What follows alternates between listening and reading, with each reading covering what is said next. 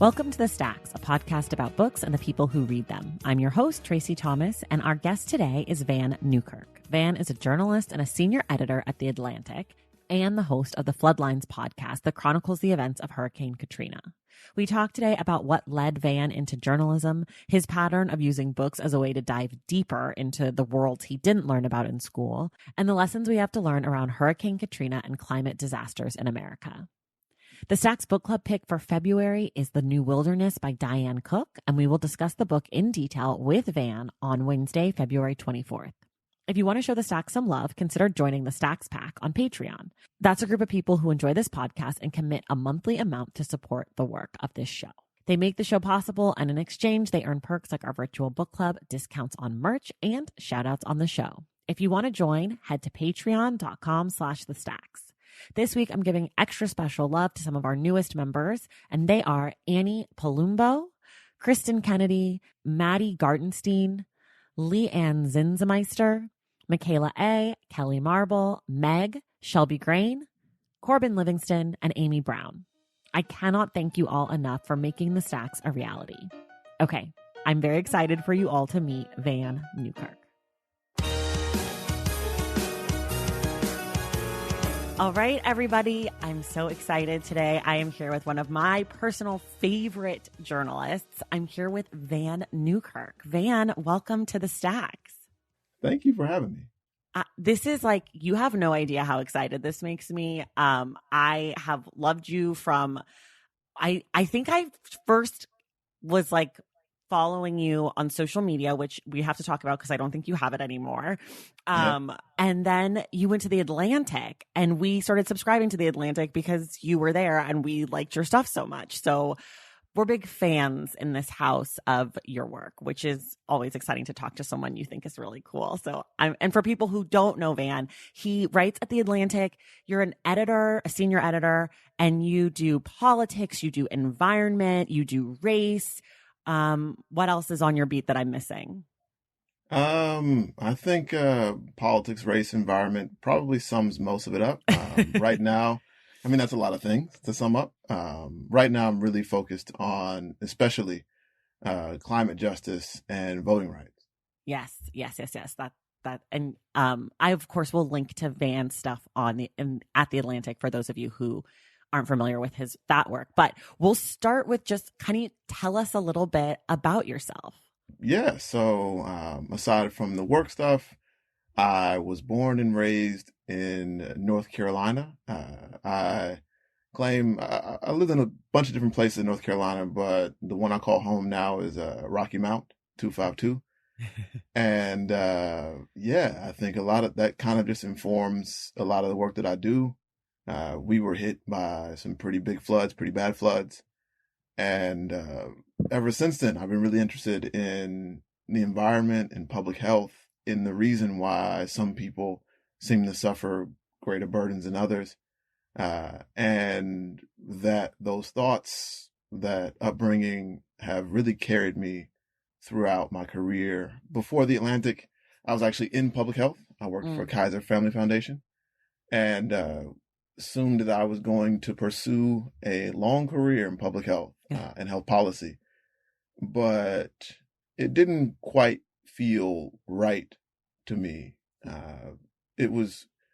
I was dealing with things that were life and death for lots of people. I was looking at numbers for people who were uninsured, who had early deaths or had, higher mortality rates, but it felt entirely disconnected from the lives people were actually leading.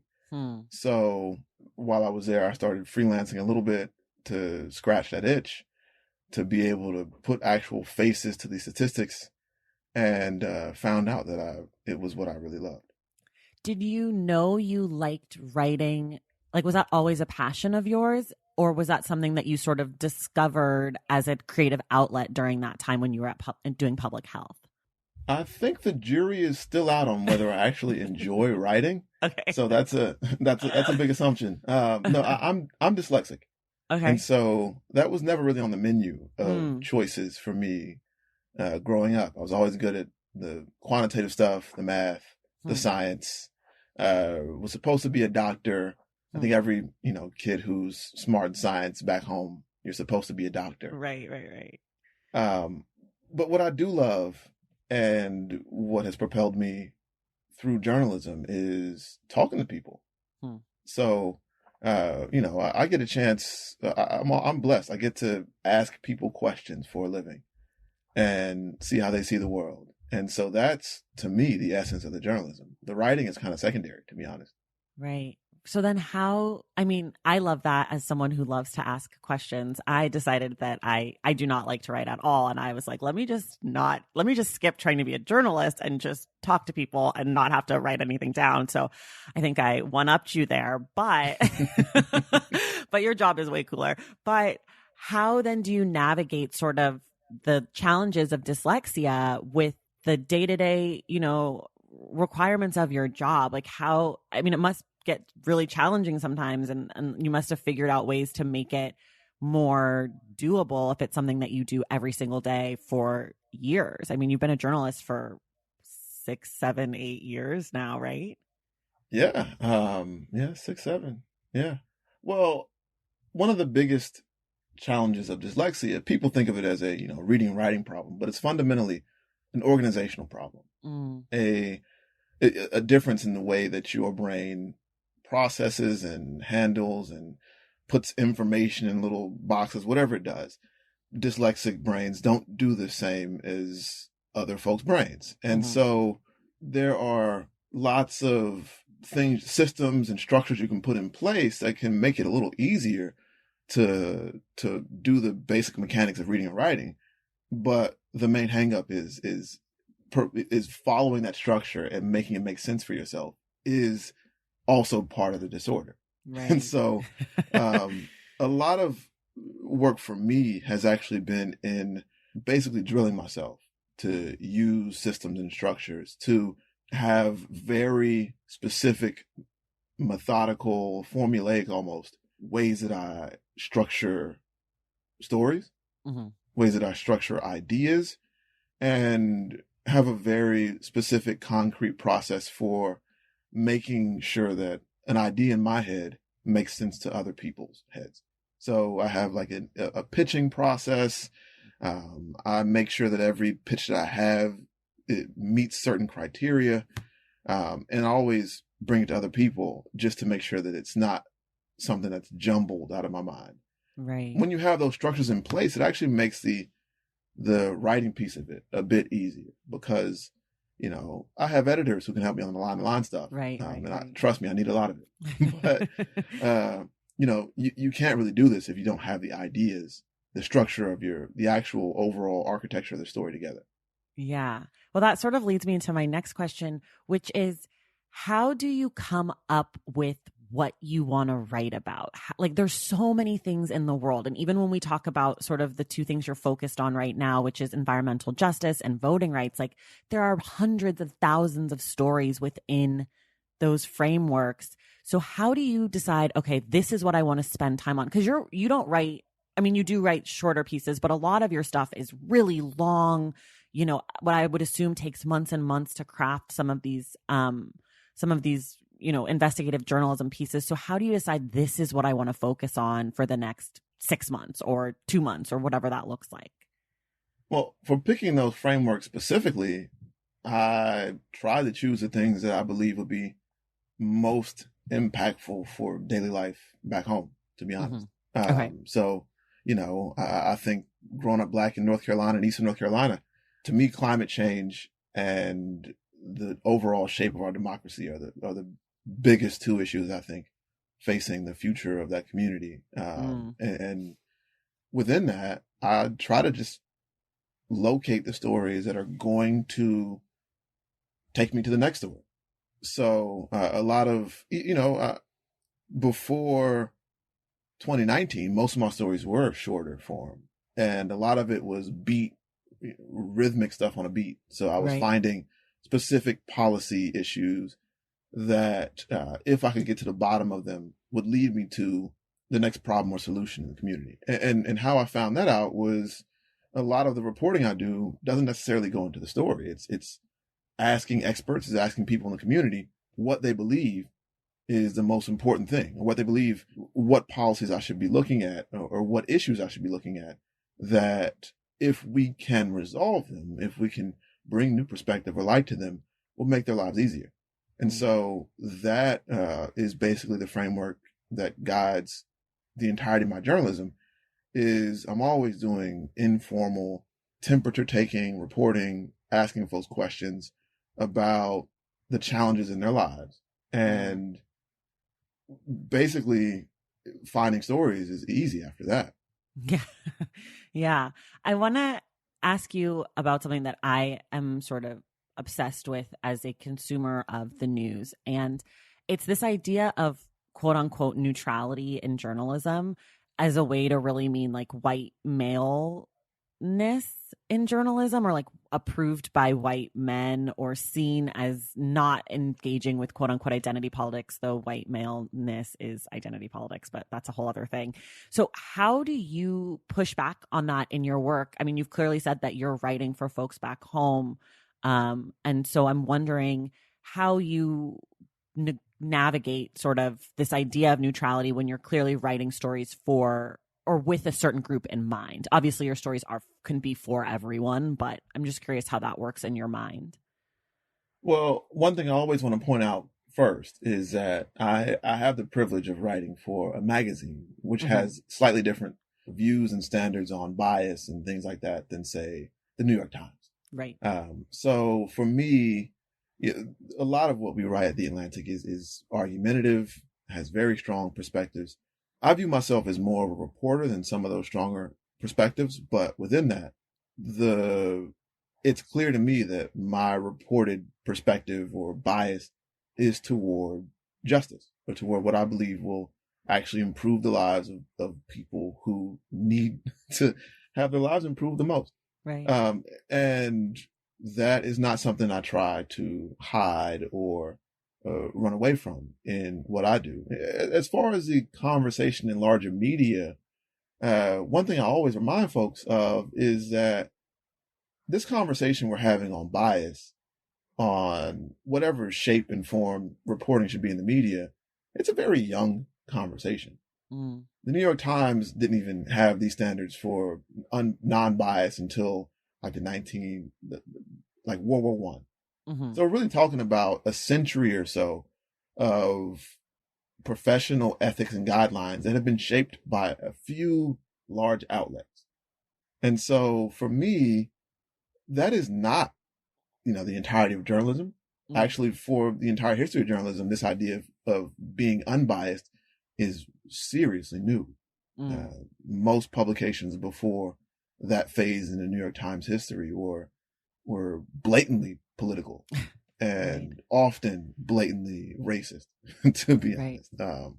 But, beyond that, we are in a place where we should be rethinking at least that last century of journalism, what it has done, what it has meant for us, where it has succeeded and where it's failed.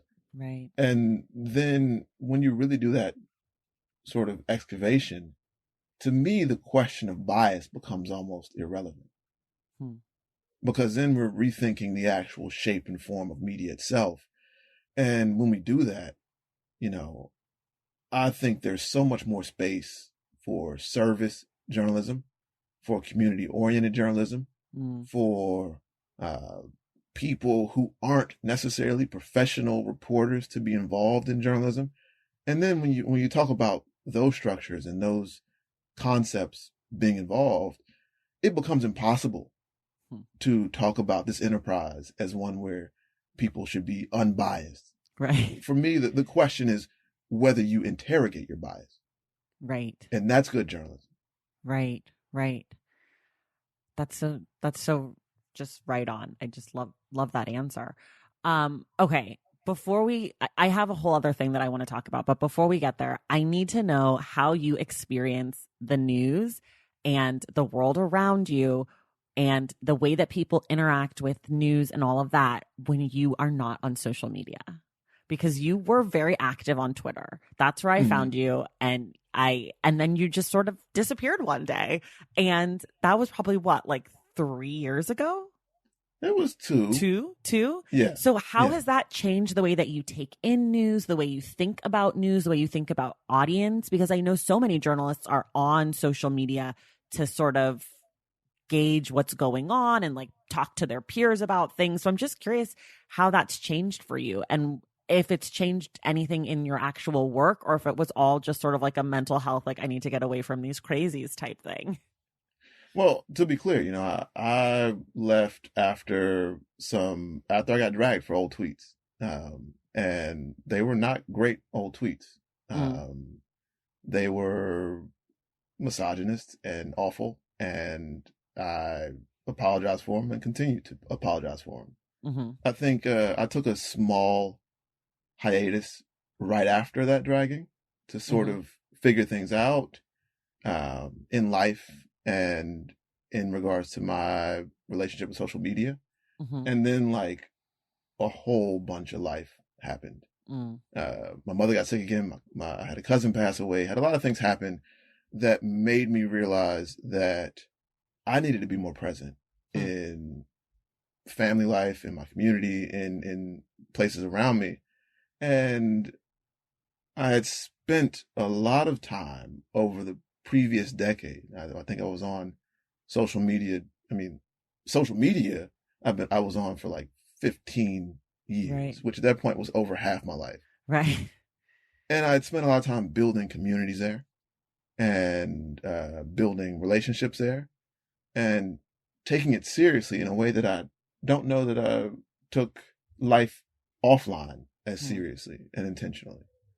And so for me, that intended to be brief hiatus turned into now 2 years of really trying to be more intentional about interactions. I don't want to say real life because I believe digital life is real, yes. but interactions offline.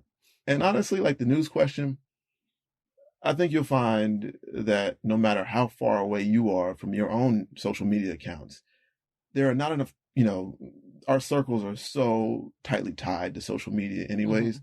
You're always going to have people sending you tweets. You're always going to be in Slacks where people are sharing them. So it's not like I'm like a hermit and have been away from the news forever and ever. Um, I know pretty acutely what's going on in the digital world, and now I read the actual paper now. I read the Post and the Times and try to read. I edit the Atlantic magazine, and so I try to read the magazine. And so yeah, I do a lot more reading than I used to of actual long form publications. But aside from that, I don't know if my media information landscape has changed much. Do you feel like it's harder to promote your own work because you're not on social media? Perhaps. But that's, I guess, part of the territory that I accepted when I left. Yeah.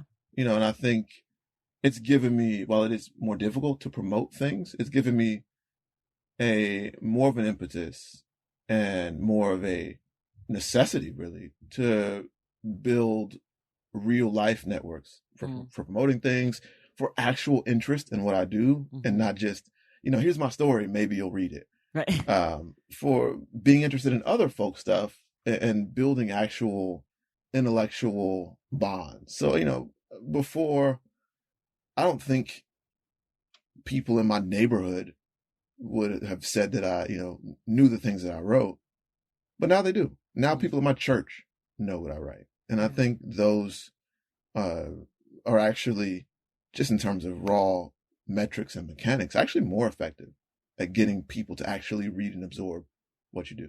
Right. Because there's like that human face to face sort of connection. Right. Okay. We're going to transition slightly to your other major project that I think some folks might know you for, which is Floodlines, which is your podcast about Hurricane Katrina. Can you tell us just a little bit about how the podcast sort of came to you, how this opportunity, how you decided that you wanted to do this? Like, why tell the story of Hurricane Katrina in 2020? Sort of just give us like where your head was at when you decided to embark on this. So the idea for Floodlines was birthed or came to be after I came back from covering Hurricane Maria in Puerto Rico. Okay. I'd spent about 2 weeks on the island right after the storm, and spent a lot of time trying to figure out what we could learn as a country, what we could learn about the future of Puerto Rico, what we could learn about environmental justice from what happened after that storm. Because to be clear, most of the damage, most of the deaths, most of the tragedy was in the days after that storm. Mm-hmm. So I got back to DC, took some time to decompress, and was trying to think about what it was that was bugging me. There was something there was just like an itch that was bothering me. And I kept thinking about, I kept fearing that all the reporting we were going to do, all the reporting we had done, all the things that we had learned about that particular disaster were already being forgotten. We're already kind of memory holding it as this one-off terrible thing that happened. And in real time, I was watching people kind of lose the thread on the underlying poverty, the underlying issues of status, the underlying issues of democracy and belonging and race that were clearly evident in what had happened to the people after Hurricane Maria. And that thought led me to the realization that we had done the exact same thing with Hurricane Katrina. Hurricane Katrina was important to me growing up because I was watching, it was 6 years after my hometown had been flooded by Hurricane Floyd. And at that point, people were still in my hometown. They were still drinking poisoned well water that had been poisoned during that flood. There were still people living in the original FEMA trailers, actually. Wow. After Floyd. So seeing Hurricane Katrina on the news in 2005 was like watching people discover all the different heartbreaks of where I lived on a national level and caring about them in a way they never cared about what happened to us. But then the same thing happened as after Maria, is people just kind of forgot all that. We had actual hearings in front of the federal government about reparations, about people, Black people, feeling that the federal government had specifically targeted them in a racist incident. These were major, things that were happening and going on in 2005, 2006, 2007 that we memory hold as a country. And now people, fast forward after floodlines, people are listening, people who are older than me, who remember, were much more familiar with the actual media landscape in 2005, who are saying that they had only remembered the mythologized version of Katrina. Only remember what happened and played out in major media outlets. Mm-hmm. They only remembered the criminalization of Black folks on the ground after in the telling of it. They didn't know that, about the levees. Mm-hmm. They didn't really think about this history of institutionalized racism or floods before Katrina. So with all that in hand, the idea was to do something about Hurricane Katrina. I believed it was a key to understanding a lot about American history, but to do it in a way that honored and took care with the actual stories of New Orleans, of people in New Orleans. Right. And that was armed with those ideas, we tried to figure out the best vehicle, the best format once we decided to do a podcast, and then the best narrative within that podcast to do it. Yeah.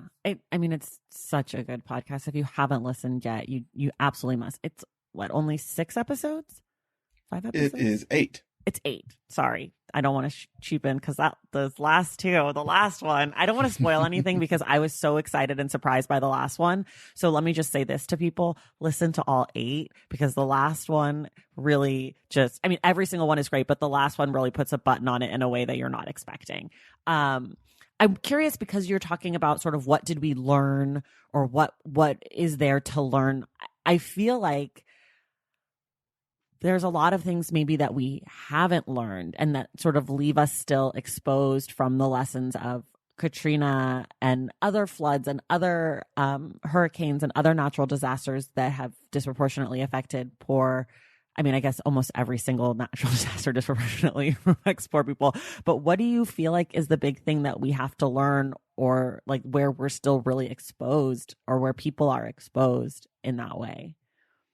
Well, what you just said, you just mentioned that every single disaster disproportionately affects poor folks, affects racial minorities, and also affects women and gender minorities also. That was not a universal understanding, still probably isn't, right, of what disasters are. It was a incredibly controversial concept in 2005 that disasters actually affected some people worse than others. And even now, you mentioned that today, and people will some folks in some circles will clown that idea. I think when I first did a piece on environmental racism, there were people who were putting Klan hoods on hurricanes and saying I was calling hurricanes racist. Right, of course. Just a purposefully juvenile understanding of the concept. Right. But that reifies a necessarily American idea that bad things are acts of chance or acts of God, and maybe even acts of providence. And right. That is the American understanding of disaster. But really, and that's a capitalist understanding of disaster. And it's like, it's also the same way that we understand racism, right? That it just happens. Yeah. Like people aren't racist. Things aren't racist. It just I don't know why you can't get a house in the same neighborhood as me. I have no idea. Maybe your credit's not good. Yeah. Maybe, or this was just all these things, they came out of nowhere. Or this, people talk about stuff like Trump now. He just came out of nowhere. How did this happen?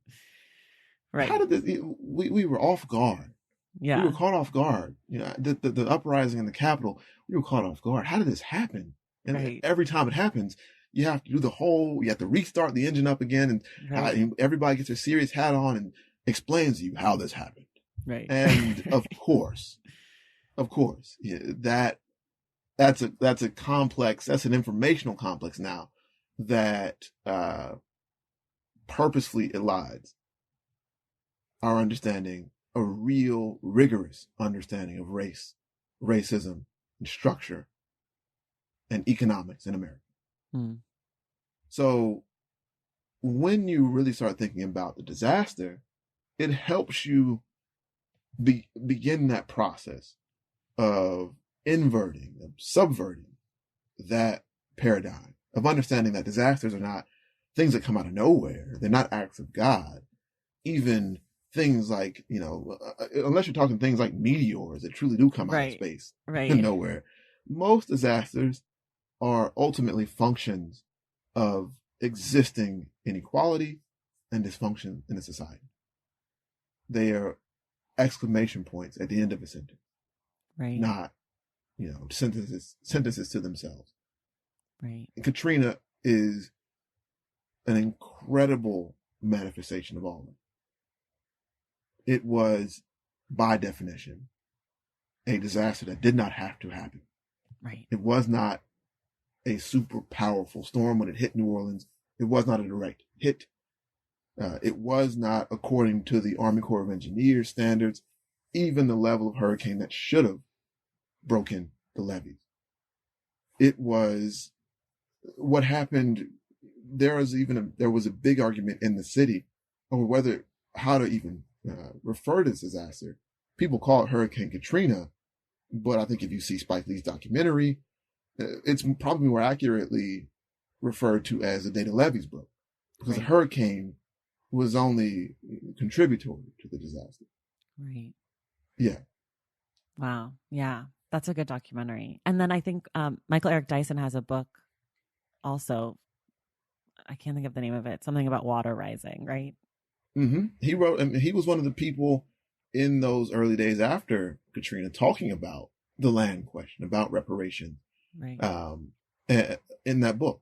Yeah. And actually, I think a lot of people were introduced to the idea of systemic racism or institutionalized racism in that dialogue after Katrina. Yeah. Yeah. I think that's probably true for me too. I mean, I was an adult, but a young adult when Katrina happened. I was in college, and I feel like that was one of the major shifts in my thinking about race, and racism as something bigger than mean white people. Like I think that was one of the first things where I was like, oh, this feels like maybe it's bigger than just like, some racist person that I'm told only lives in the South and is related to members of the Klan, right? Like I was like, oh, this could be more.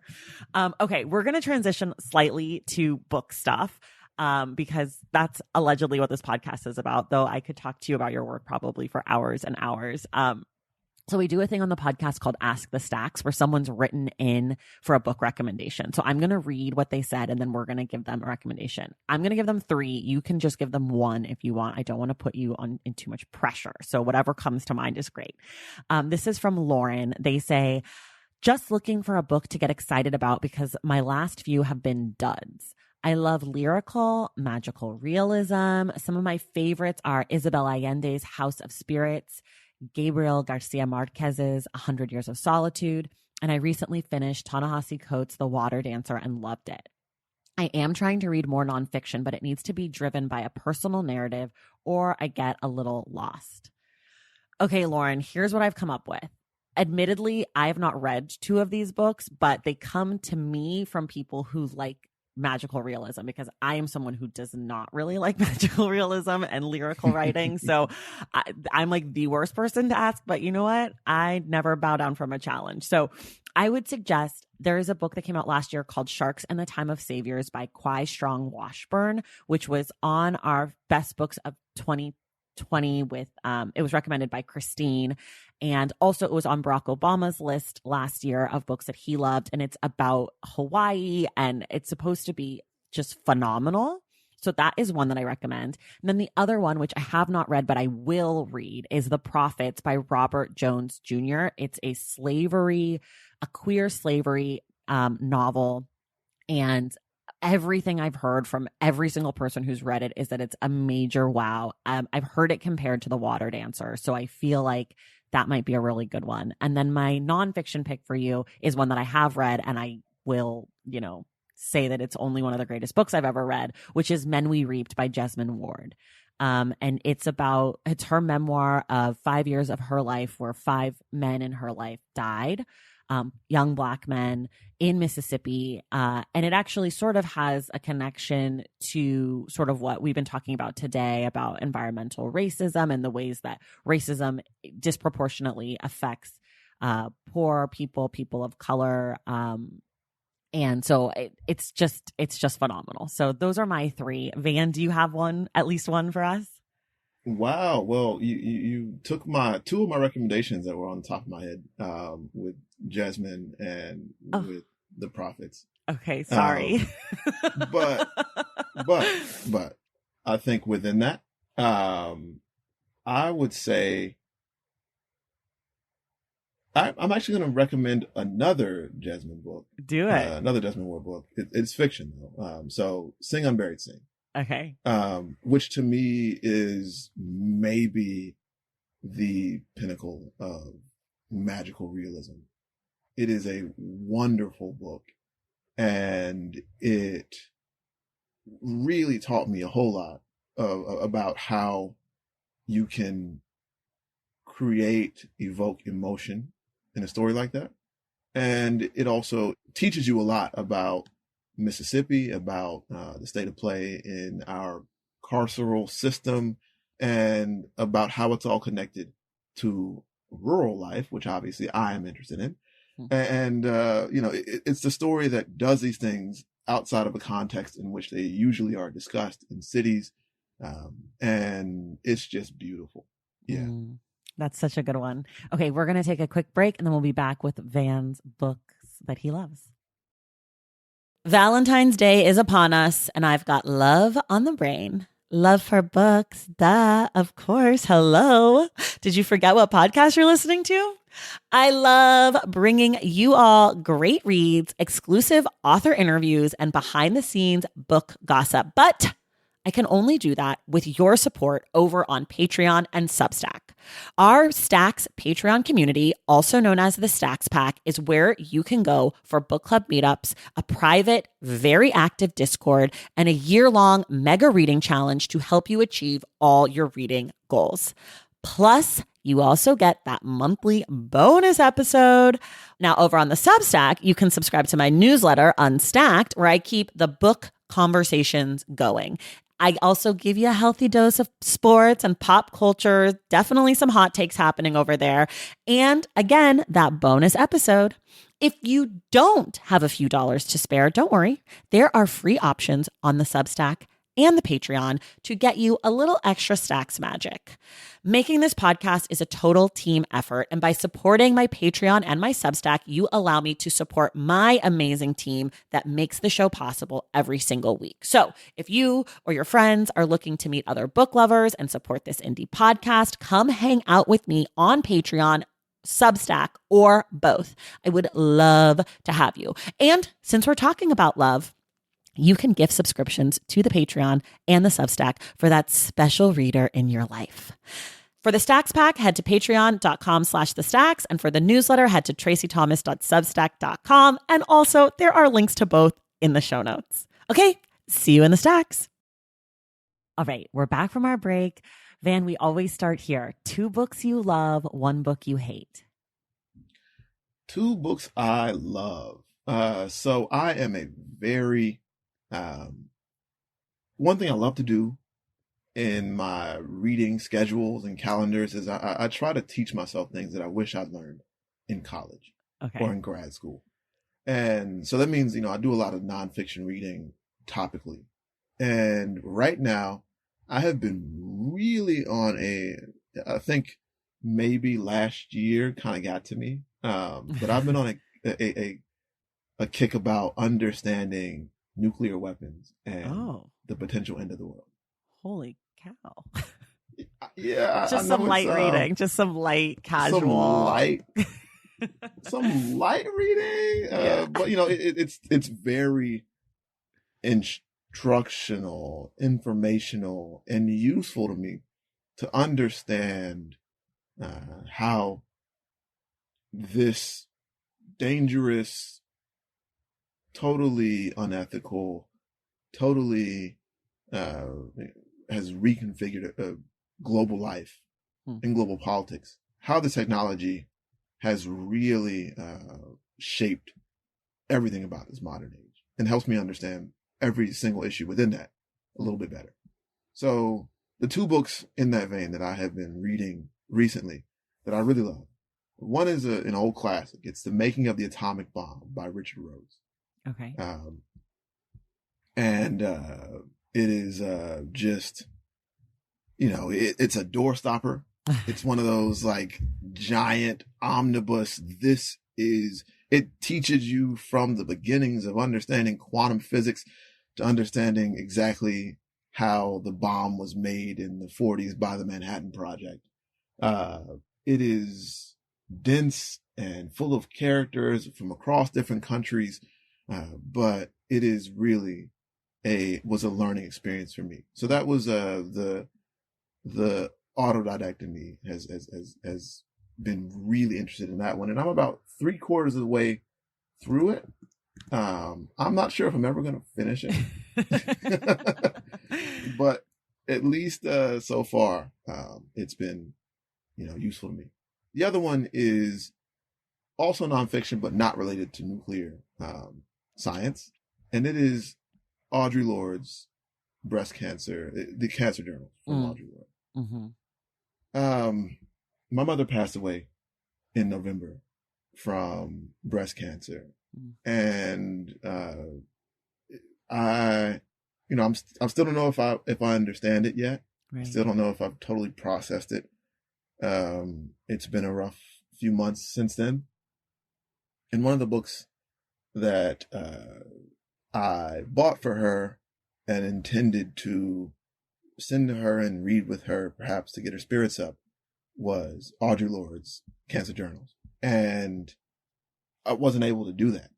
She actually passed away before. It was really aggressive cancer. We thought she had a lot more time than she did. And since then, I just decided I was going to read it myself. And really, what I've gotten out of that book has been so comforting for me, and has helped me understand a little bit more what my mother went through in her battle against breast cancer. Audre Lorde died of breast cancer at the age of 58, I believe. My mother was 56. Wow. And the kind of ups and downs she details, the way that deciding to get a mastectomy really conflicted with ingrained issues of self-image and things like that. How battling a diagnosis, an aggressive diagnosis, changed her outlook on the world and turned her inward and really boosted her drive to connect with friends and family, and outlined a sense of duty that had been present in her life the whole time. Reading that in the absence of being able to have those conversations with my mother because it was so aggressive and fast, that's really helped me begin this process of processing. And so I'd recommend it even if you aren't in the same situation. It's a really good book, and it's a really good meditation on health and wellness and disability. And, I think after the year a lot of us have had with this pandemic, I think could be helpful for a lot of folks in just making sense of what has happened and what is happening. And it's a meditation on grief at the end of the day. Yeah. I have to read that book. I've still not read it, so you're really pushing it up my list. What about a book that you hate? A book that I hate.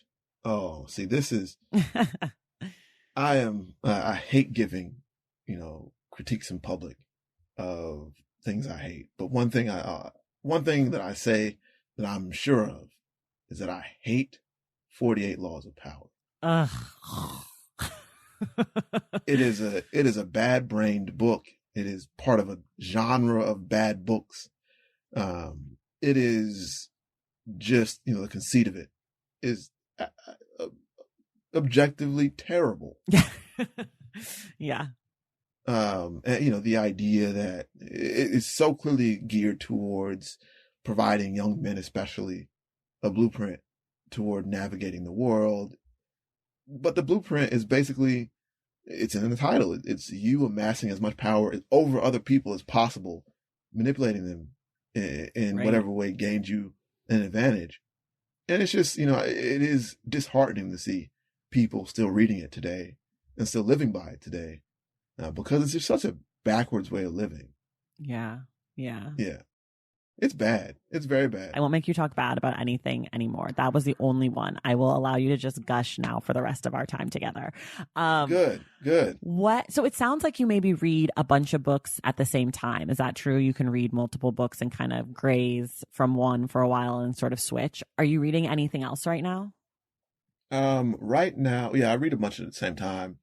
Right now I'm reading Midnight in Chernobyl as part of that nuclear history. Yeah, Higginbotham or something, right? Yeah.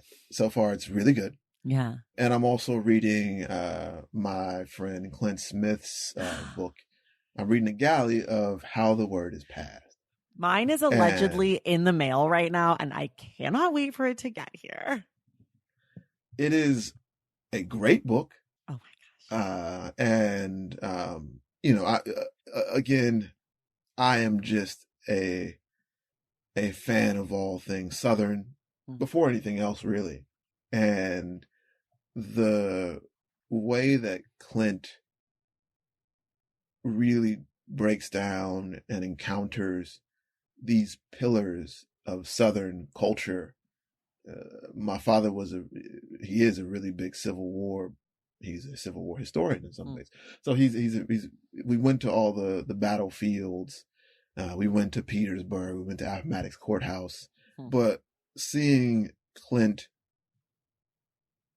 delve into the Black stories behind all these places gives me perspective on them that I even, as familiar as I was with the sites, I didn't have that information. So it's wonderful. Oh my gosh. What else? What other books that are coming out are you excited about, or other books on your list to read, even if they're not brand new? Other books on the list right now. I am trying to begin a new phase of history book reading once I get past this nuclear history.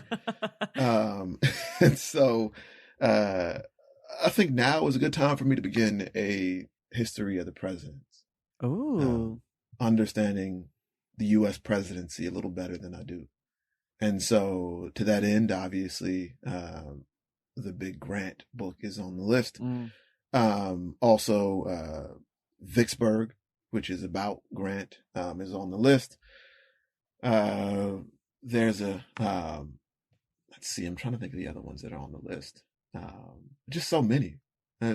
My bookshelf in my office is like 75% books that I have not yet read. Welcome to my life. And my wife, Caron, keeps begging me to stop buying books because we have nowhere to put them. Yes. And you have small children, so I'm sure they like to take things off all of the lower shelves. Yes. Nothing on the, it's like if you look at trees. Yes. that sort of like have all the leaves on the bottom level gone. No book on the lower shelves in my house has a jacket anymore. Yes. Because this is me. Charlotte, my 9-month-old daughter, she absolutely loves eating book jackets. Yeah. For some reason they're like really delicious, I guess, because my children, I have twins that are 13 months, and any book that's left out is a full on just it's gone. I'm like, did you have to like rip the pages? Like don't you have your own books? Like you have a whole bookshelf and you never touch those. Yeah. Okay, let's see. I just got sorry. No, I just got Black Futures in the mail. Oh my god, it's so good. I want to read it. Oh my god, it is like the most delicious hug, love. Just it was on my personal top 10 books of 2020. Everything about it was just such a oh my god, you'll love it. It's done with such care. I just can't even talk about how much I love it. Okay, what about a book that you love to recommend to people, like your go-to? Aside from Lord of the Rings, okay, which commitment. It's a big commitment, yes, and it's my favorite book. Okay, my favorite series of all time. Okay. Aside from that, the one that I keep coming back to, in terms of just, I think I find it the easiest to recommend, is Hanif Abdurraqib's Go Ahead, Narrate. It's about, on the surface, it's a history story about Tribe Called Quest. It's about the music, but for me, there were so many things that resonated with just growing up in hip hop and trying to find a place in the world and trying to find an identity in music and finding music that matched with your identity. It's a powerful book, and it's one that I still, I go back to every couple months just to make sure it's as good as I remember. And it always is. He's got a new one coming out in March too. Yes, he does. Which I'm excited about. Yeah. Everything Hanif you should read. Yeah, he's great. He's so great. Yes. Okay, what about What's your ideal reading setup? Like if you were in your perfect location, perfect time of day, do you have a beverage or a snack? Where are you? Like what is the dream reading spot for you? So the dream reading spot is on a beach somewhere, Okay. but I have had very few successful dreams in the past few years. Yes. So right now, my ideal reading setup is somewhere where my kids are not. Yes. So I have found that in closets. Okay. I found it in the laundry room. Okay. Sometimes I escape to the basement. Okay. Sometimes I make up trips to the grocery store and just take a book with me. Yeah. And go drive around the corner and read. I love that. Yes, I lock myself in my bedroom. I'm like, someone else is in charge right now. Thank you. All right. This is sort of like the little power round where you just answer with the title, basically. Don't try to give too much explanation. Last book that made you laugh. This is a problem when you are reading nuclear history. Yeah. Yeah. I thought that might be hard for you. What about last book that made you cry? Last book that made me cry, aside from the cancer journals, aside from Go Ahead in the Rain, which I absolutely bawled over, was 9 Lives. And it's a story about people who were involved in Hurricane Katrina. Okay. The last book that made you angry. It's not, I read it a lot, but it makes me angry every time. And it's Black Reconstruction in America, Du Bois. Yeah. Yeah. Because for me, it just, so much there is it makes it clear that we had a real opportunity, that the country had a real opportunity to be something different, and we blew it. Not we, but the country blew it. Yes. Yeah. Yeah. And it sort of feels like we're at another crossroads like that right now, huh? Right. And every time I think about stuff that's happening today, and I've been writing about the Voting Rights Act and the end of Jim Crow, and just the idea that Jim Crow didn't have to happen, right? That my parents could have been born as legitimately free citizens. That makes me angry. Yeah. Yeah. Yeah. What about a book that you are proud to have read? Actually, okay, so the one that I'm most proud of recently was James Baldwin's biography. James Baldwin. Okay. Because it was something for me that I'd read a lot of James Baldwin and had not done a whole lot of serious study about who he was and what made him. That's interesting. I've actually not done that either. I should read more about his life as opposed to just his work. Okay, we're going to do just two more. One is, if you were a high school teacher, what's the book that you would assign? Ooh, this is a good one.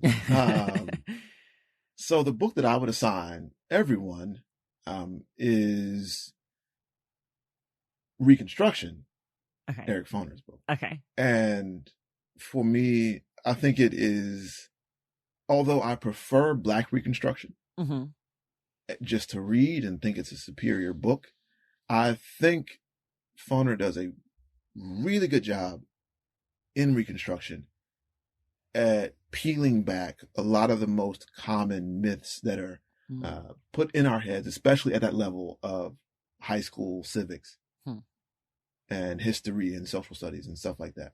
So for me, that book is like such an ideal antidote to a lot of the ways that we are indoctrinated, especially for me in North Carolina. Yeah, that's so good. Okay, this is really exciting for me. I'm so excited to ask this question today. We always do this question, and you are the first person to get to do this with the new president. So as long as I've had the podcast, we had to do it with 45, and you get to do it with 46. And I just am really happy to have this moment. So congratulations, you're making history today. All right. If you could require the current president of the United States of America to read one book, what would it be? Ooh, okay. This one is honestly, for me, it's an absolute no-brainer. Okay. And because it's still the same as it would have been for Trump, as it would have been for every single president. and it's Kindred by Octavia Butler. For me, number one, I have yet to meet a white man of a certain age who has read Kindred.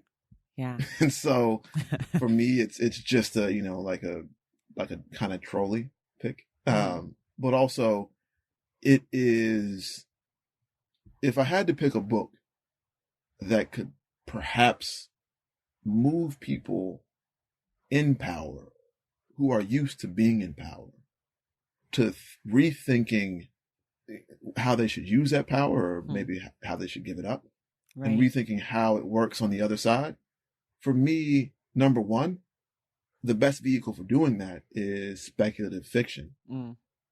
And for me, Kindred is the pinnacle of Black speculative fiction that does this kind of work, that talks about the legacy of power in America, and that challenges you to, I think it's impossible to finish reading Kindred and not read anything else along those lines. So for me, it's like a starter. It's like a gateway drug almost. Oh my God, such a good answer.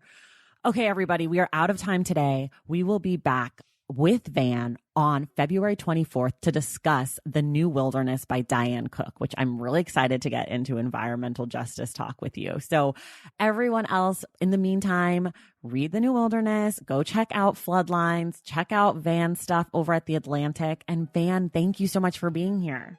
Thank you for having me. And everyone else, we will see you in the stacks. Thank you so much to Vann for being our guest today, and thank you to Becca Tobin for helping coordinate this interview. Vann will be back on Wednesday, February 24th for the Stacks Book Club discussion of The New Wilderness by Diane Cook. Please make sure you're subscribed to the Stacks wherever you listen to your podcasts, and if you're listening through Apple Podcasts, be sure to leave a rating and a review. For more from the Stacks, follow us on social media at The Stacks Pod on Instagram and at The Stacks Pod _ on Twitter, and check out our website, thestackspodcast.com. Sebastian Alcala is our sound editor and producer. Our graphic designer is Robin McCrite, and our theme music is from Tikirigis. The Stacks is created and produced by me, Tracy Thomas.